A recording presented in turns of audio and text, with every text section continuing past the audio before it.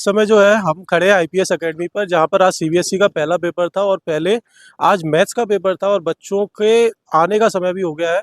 तो थोड़ी देर में बच्चे बाहर निकलेंगे तो उनसे फिर पूछते हैं कि पेपर कैसा रहा। स्टैंडर्ड और बेसिक दोनों के बारे में रिव्यूज लेंगे और उनसे पूछेंगे कि उनकी कैसी क्या तैयारी रही थी इस बार। कैसा रहा था पेपर पूरा?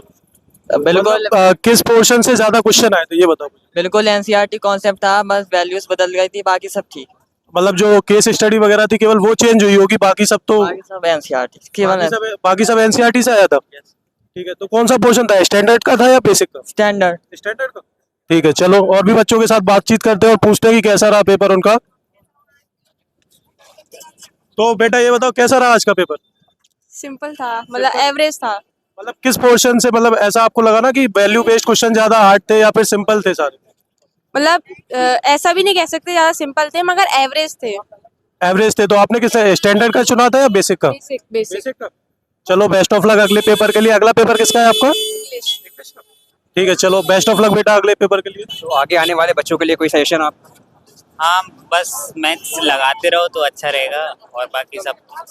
आपका पेपर कैसा गया वैसे? हाँ, वैसे अच्छा गया, अप्रॉक्स 60-70 के लिए। और कोई लास्ट मंथ की स्ट्रेटेजी जो आपने फॉलो की हो, आपने हेल्पफुल रही है ज़्यादा? नहीं, मैं पूरे साल ही पढ़ा हूँ। पूरी साल ही आप कवर किए।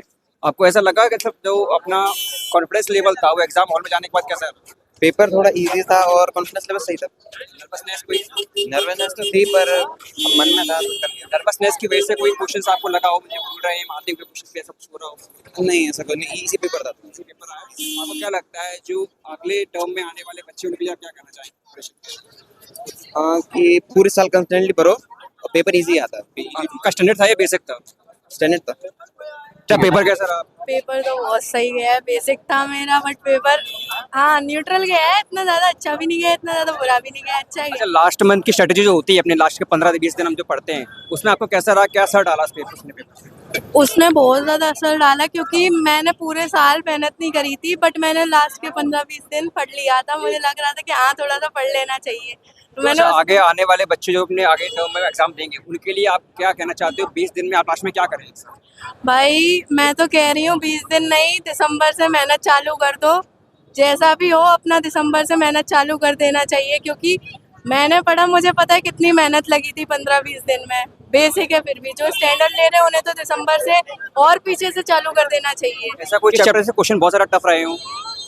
हाँ, सरफेस एरिया वॉल्यूम में से क्वेश्चन ज्यादा टफ आए थे, मुझे ऐसा लगता है। और एग्जाम हॉल में जैसे हम जाते हैं पहली बार, क्योंकि 10th क्लास सीबीएसई का पहला एग्जाम रहा आपका, तो कॉन्फिडेंस लेवल या नर्वसनेस कैसी रही है? नर्वसनेस बहुत थी, क्योंकि मुझे लग रहा था कि मैं फेल ना हो जाऊं। मुझे अभी भी लग रहा है कि मैं फेल ना हो जाऊं, बट ऐसा नहीं है कि मैं फेल होऊंगी, क्योंकि मैंने लिखा है। मुझे पता है कि मैंने जो लिखा है वो कम से कम अगर पूरा नहीं तो आधा तो सही होगा ही। तो इसलिए थोड़ी नर्वसनेस तो रहती है कि हाँ लगता है कि अगर फेल हो गए तो पहला अटेम्प्ट है, क्या होगा क्या नहीं होगा। अच्छा, ऐसा आपको लग रहा है कि जैसे मान लो हम पहली बार एग्जाम दे रहे हैं तो उस एग्जाम की नर्वसनेस में कुछ क्वेश्चंस ऐसे होते हैं जो आते हुए भूल जाते हैं, ऐसा कुछ हुआ आपके साथ आज? ऐसा एक तो एमसीक्यू में हुआ था शायद, टाइम कम पड़ गया और क्वेश्चन आ रहे थे, छूट गए। लास्ट की स्ट्रेटेजीज आपने अपनाई थी? लास्ट 15 डेज 20 डेज ऐसा कुछ आपने अपनाया हो लास्ट स्ट्रेटेजीज? नहीं, आपने फुल या कंसिस्टेंस की है?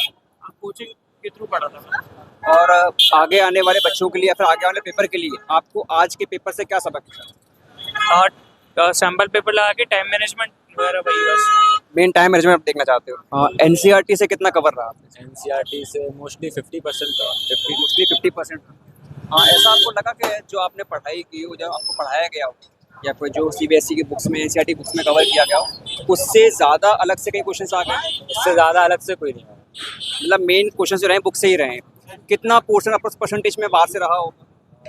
वही रहा था, 50-50 था पूरा। 50-50 मतलब उसमें ये जो केस स्टडी वाले क्वेश्चन आए थे वो तुम्हें कहीं ऐसे लगे कि थोड़े से टफ थे या कुछ ऐसा? बिल्कुल भी टफ नहीं थे।